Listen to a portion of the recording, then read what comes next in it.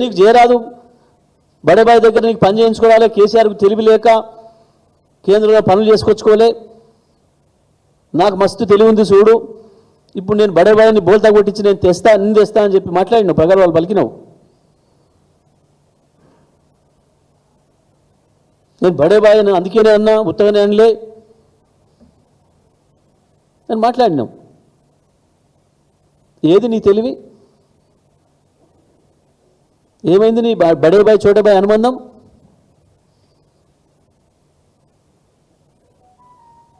ఇప్పుడు బడేబాయి పక్కకి ఇంకో దూసరాబాయి వచ్చిండు పక్కన మధ్యలో, బడేబాయికి నీకు మధ్యలో అనుబంధంగా నీ పాత బడేబాయి, నీ పాత బాస్.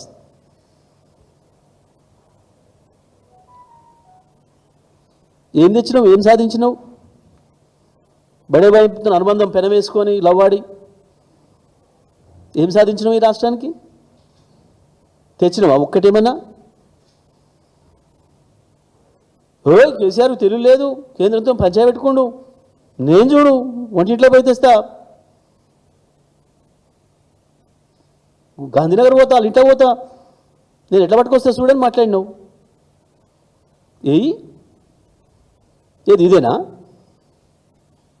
కృష్ణుని అటపగించి గోదావరిని ఇటపగించి నువ్వు చేస్తున్న నిర్వాకం.